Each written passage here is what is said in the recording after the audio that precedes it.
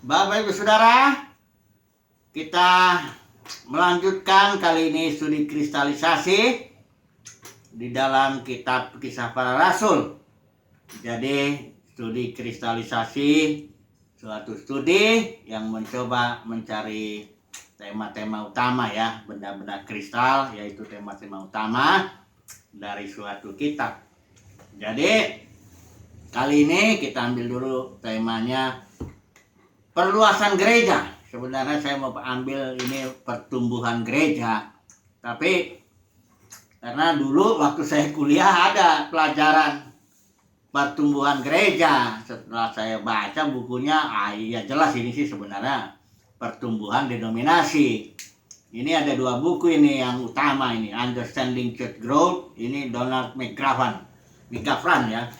Ya PhD dari Fuller, dosen di Fuller, tapi setelah saya baca ya itu denominasi. Ini juga Theology of Church Growth, ini juga George W. Peters, ini juga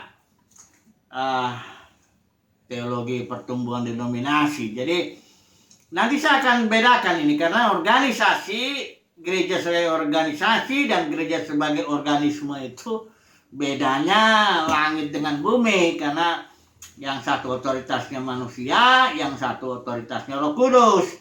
Tapi memang poin-poinnya ya mirip ya, tapi sebenarnya sangat berbeda ya. Makanya saya akan coba dulu ambil dari Kisah Para Rasul, pelan-pelan aja kita baca ini kitab ini, poin-poinnya yang terkait dengan perluasan gereja ya.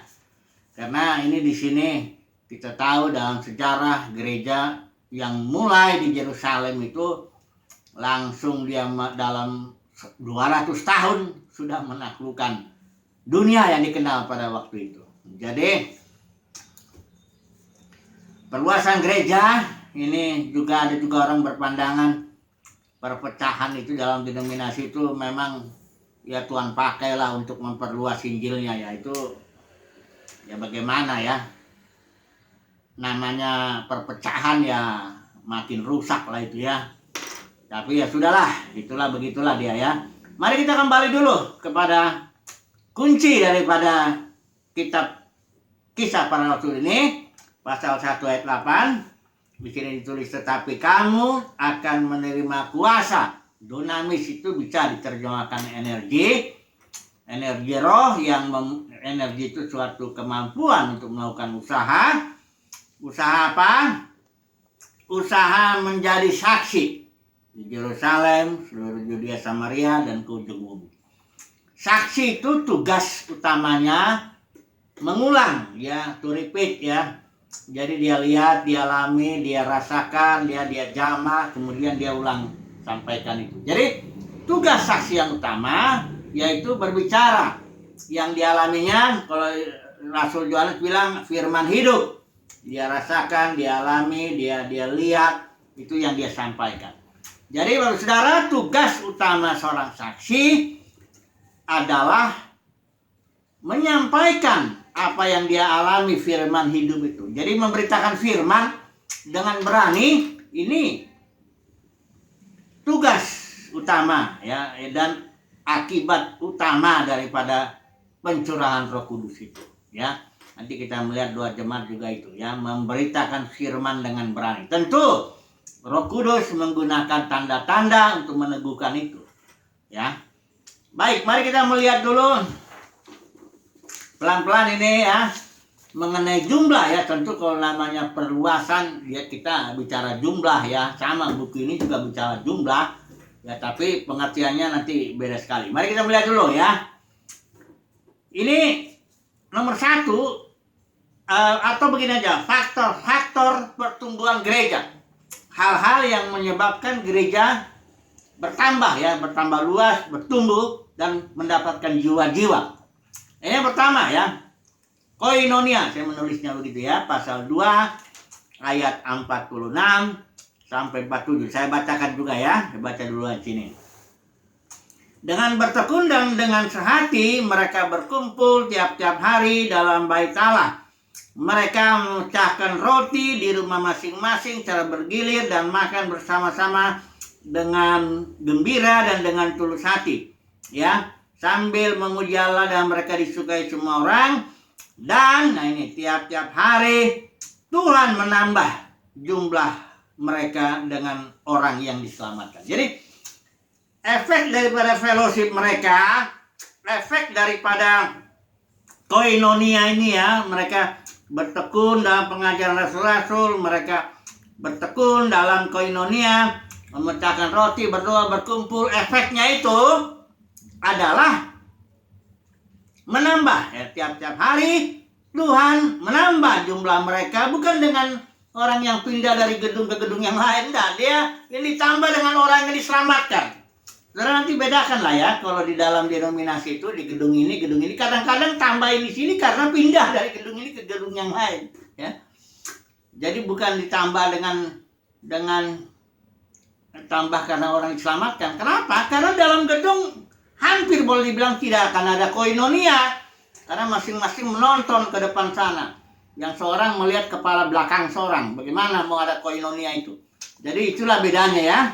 Oke, nomor 2. Faktor yang kedua, doa. Pasal 4 ayat 31 saya bacakan.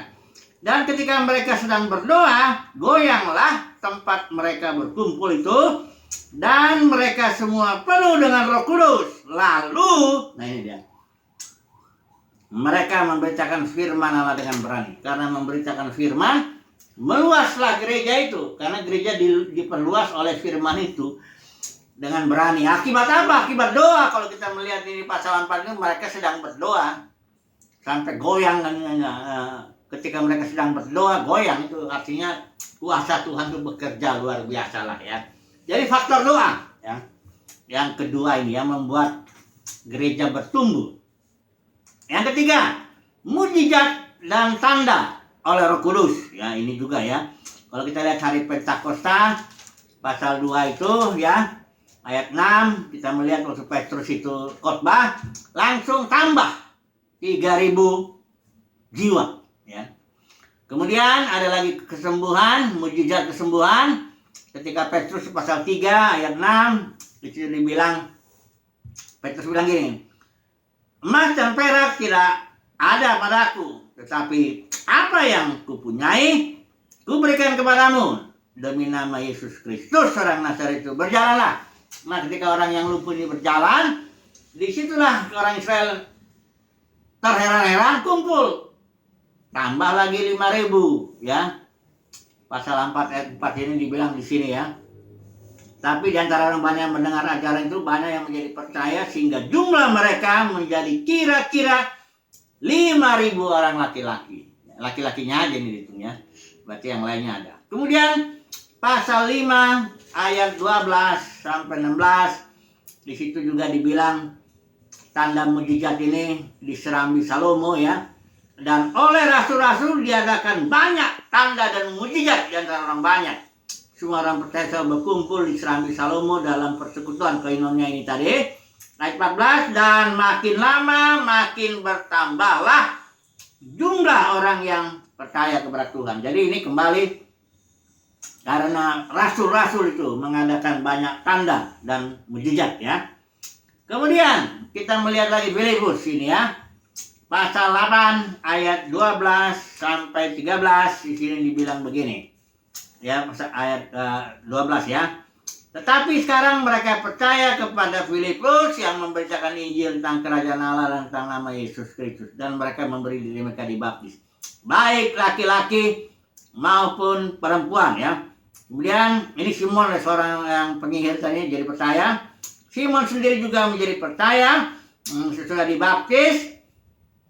Ia senantiasa bersama-sama dengan Filipus dan takjub ketika ia melihat tanda-tanda dan mujizat-mujizat besar yang terjadi. Jadi tanda dan mujizat memberikan sokongan kepada pertambahan jumlah ya. Kemudian kasus Dorcas dan Eneas. Eneas itu yang disembuhkan Petrus pasal 9 ayat 35. Itu dikatakan di sini. Pasal 9 ayat 35. Semua penduduk Lida dan Saron melihat dia lalu berbalik kepada Tuhan. Ini melihat maksudnya akibat daripada Eneas itu yang disembuhkan. Akhirnya seluruh penduduk Liza dan Saron melihat dia, lalu mereka berbalik kepada Tuhan karena satu mukjizat itu ya. Kemudian yang Dorcas, nah ini yang dibangkitkan oleh Petrus ya. Di sini juga bertambah jumlah itu. Kemudian Paulus, kita lihat nih, nonton Paulus ini banyak sekali ya ceritanya, mukjizat dan tanda ya yang menyertai pelayanan Paulus. Tapi ingat ya, tujuan saksi itu memberitakan firman dengan berani.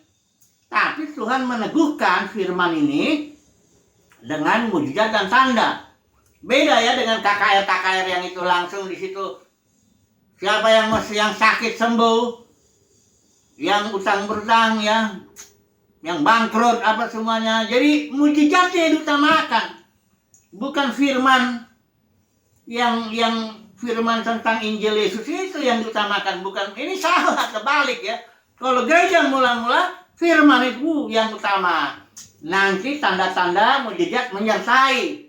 Tuhan buat itu untuk meneguhkan firman yang diberitakan, begitu ya.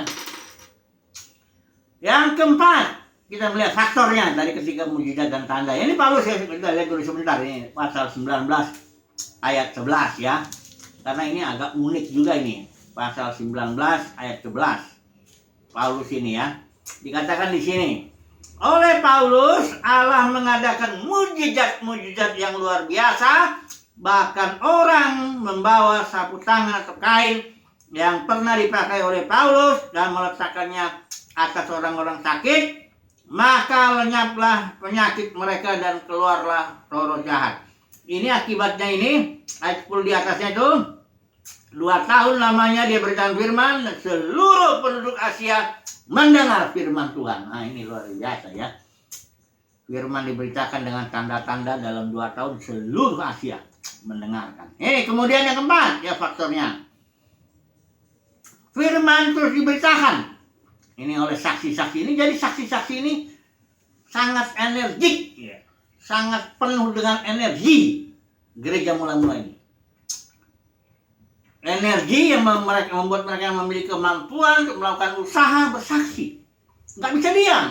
Petrus, Yohanes sudah diancam, nggak bisa diam dia, ngomong terus. Beritakan firman, baik atau tidak baik waktunya ya. Jadi beda Paulus yang kita lihat di sini, di 2 tahun katanya dia. Dia ini di ruang kuliah ini dia. Setiap hari berbicara di ruang kuliah Tiranus. Setiap hari bicara di ruang kuliah ya. Dan dilakukan selama 2 tahun, maka seluruh penduduk Asia mendengarkan firman Tuhan. Kemudian ini anggota jemaat juga ya, bukan hanya rasul-rasul atau penginjil kayak Filipus. Enggak, jemaat juga pasal 11. Mari kita melihat ya. Jemaat ini pun rajin juga dia memberitakan firman. Pasal 11 ayat 19. Sementara itu banyak saudara-saudara telah tersebar karena penganiayaan yang timbul sesudah Stefanus dihukum mati. Mereka tersebar sampai ke Fenisia, Siprus, Antioquia. Namun mereka memberitakan Injil. Nah, ini walaupun mereka hanya kepada orang Yahudi, tapi ayat 20 di antara mereka ada beberapa orang Siprus dan orang Kirene yang tiba di Antioquia dan berkata-kata juga kepada orang-orang Yunani dan memberitakan Injil bahwa Yesus adalah Tuhan dan tangan Tuhan menyertai mereka dan sejumlah besar orang menjadi percaya berbalik kepada Tuhan. Ini jemaat yang beritakan Injil, bukan rasul, bukan juga yang penginjil kayak Filipus atau Stefanus, bukan. Ya, satu yang dipilih itu 7 orang itu. Ini jemaat biasa. Tangan Tuhan bahkan menyertai mereka dan sejumlah besar, kalau kita sejumlah besar orang menjadi percaya. Ini luar biasa nih. Jemaat biasa memberitakan firman disertai dengan tanda-tanda mukjizat ya. Kemudian yang faktor kelima, masalah diselesaikan. Ini ada masalah ini gara-gara dulu kan kalau kumpul uang itu sudah kumpul juga bukan dicari-cari, ngomong-ngomong perpuluhan, ngomong-ngomong buah sulung, enggak, ada orang digerakkan roh. Jual adanya kumpul uangnya. Ya, ada jual rumahnya kalau dia punya lebih. Kumpul. Nah, uang itu dibagi-bagi kepada orang-orang yang kekurangan sesuai kebutuhannya. Nah, ini ada orang janda ada yang bahasa Ibrani, ada yang bahasa Yunani. Janda itu yang berbahasa Yunani ya. pembagiannya nggak adil, ada masalah ya, sungut-sungut, akhirnya masalah diselesaikan pasal 6 ayat 7 itu ya.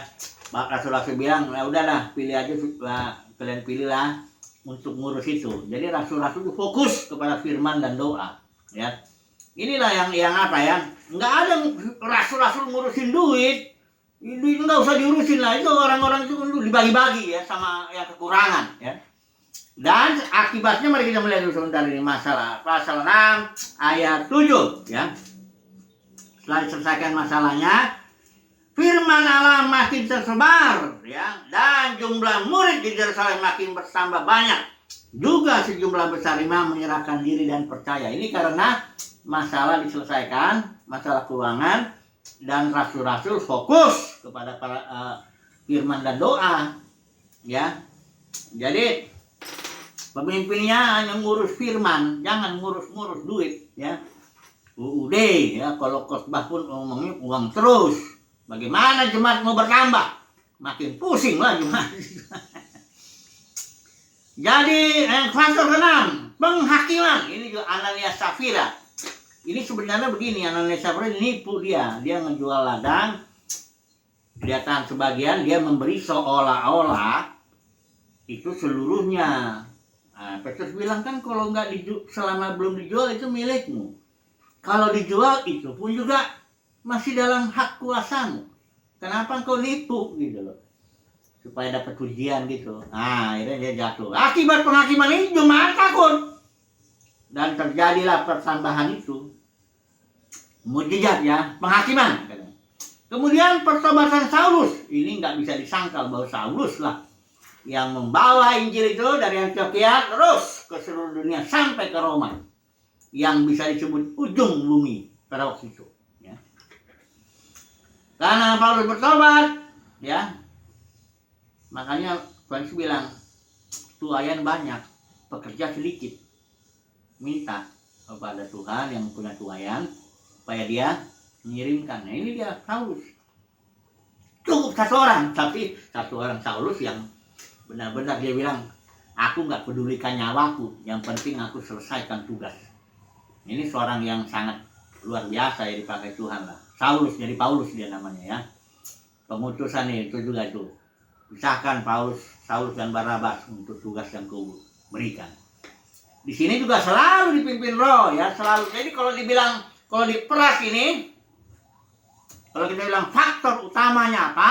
Kok gereja bertumbuh? Kok dalam 200 tahun bisa menaklukkan dunia? Kalau ditanya satu aja, jawabnya faktor kepemimpinan Roh Kudus. Faktor Roh Kudus yang mengatur segalanya. Paulus juga di pelayanan misi diatur Roh Kudus. Jangan pergi ke Asia, Roh Kudus melarang. Diarahkan dia ke Eropa. Itu ada Filipi, kota pertama itu. Karena Roh Kudus kalau udah namanya Roh Kudus lah yang mengatur semuanya. Akhirnya bergeraklah tubuh itu secara organis, mengembang dia. Nggak ada. Nah, ini sekarang saya mau ambil kesimpulan. Ini nggak usah lah saya bicarakan ini ya, pertumbuhan gereja ini Donald McGavran ini ya.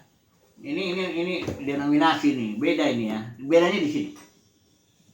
Kalau gereja sebagai denominasi ini, yang bukan denominasi ya organisasi lah. Ini kan para pemimpin menarik murid kepada diri mereka sendiri, mereka mengatur, ya, ngutus misi-misi. Ya Tuhan bekerja juga, tapi karena manusia yang ngatur, beda hasilnya dengan kalau Roh Kudus di sini organisme tubuh, tangan diatur. Ini otoritas Roh Kudus, otoritas hayat. Tangan bergerak, kaki bergerak, semuanya bergerak sesuai dengan otoritas hayat. Ya, nggak ada manusia, Petrus nggak ngatur. Uang pun dia nggak mengatur, dia hanya fokus kepada firman, doa, dengar suara Tuhan, itu aja. Saudara dan saya sebagai saksi, tugasnya bukan ngatur-ngatur. Ya, gereja nggak perlu diatur. Nah, ini ada yang bilang kalau nggak diatur, nggak bisa. Ya itulah pemimpin yang serigala, ganas. Dia tarik orang dia atur, akibatnya konyol lah itu. Gereja tertabik-tabik. Dan sekarang ini mana kekuatan saksi gereja? Nggak ada. Karena manusia ngatur, itulah dia spiritnya Nimrod. Orang yang mula-mula berkuasa mau ngatur. Ini dalam diri kita nih ada nih apa kedagingan. Dan itu ada dalam para pemimpin. Kedagingan mau ngatur pekerjaan Tuhan. Mau berkuasa atas umat Tuhan. Ini penyakit. Serigala ganas. Akibatnya nggak jadi saksi umat Tuhan. Lemah sekali. Ya, malah takut. Malah takut seolah kayak Roh Kudusnya nggak ada. Kayak murid-murid yang mula-mula juga takut waktu belum ada Roh Kudus. Ini karena para pemimpin menjungkir, mendorong Roh Kudus. Saya ngatur di sini, saya ditetapkan Tuhan, gembala sidang. Ini itu yang bikin kejatuhan gereja itu. Tanggung jawab kan di hadapan Tuhan itu. Tugas saudara dan saya cuma berdoa firman Tuhan, minta Roh Kudus atur hidupku. Udah itu aja, jadi saksi. Beritakan firman. Baik atau tidak baik waktunya. Ya, nggak usah di mimbar-mimbar, ya di mana saja. Ya, di pasar ke, di tangga ke, di mana saja. Ya, ini ya kesimpulannya ya, karena manusia mau atur gereja, jadi organisasi, denominasi, pecah, hilanglah kemampuan bersaksinya itu. Geser Roh Kudus, ya udah hilang. Kalau gereja mula-mula organisme, Roh Kudus yang ngatur. Ya, Paulus, Yohanes itu semuanya bukan mengatur itu. Malah gereja mula-mula itu kan ini soal uang udahlah, kalian atur lah. Ya, yakin itu. Ya, aturlah itu. Kami mau fokus dalam firman dan doa, mendengar suara Tuhan, begitu. Ya, tapi sudahlah, karena sudah terjadi ini, ya nanti masing-masing kan di hadapan Tuhan pengadilan Kristus itu bertanggung jawab. Saudara membangun gereja atau memecah gereja. Saudara dan saya ini memperlengkapi orang-orang kudus supaya menjadi saksi atau menarik orang-orang kudus kepada diri kita sendiri. Ya kita perlengkapi juga, tapi kita tarik. Bukan tarik orangnya doang, ya biasa duitnya juga dong. Perpuluhannya lah, buah sulungnya lah. Ini dosanya gede ini. Nggak peduli, mau ratusan miliar ketarik itu. Tetap dosanya besar. Itu nanti urusannya dengan Tuhan. Tapi saya sebagai seorang pelayan Tuhan, saya tugasnya cuma firman, doa, dengar suara Tuhan, sampaikan.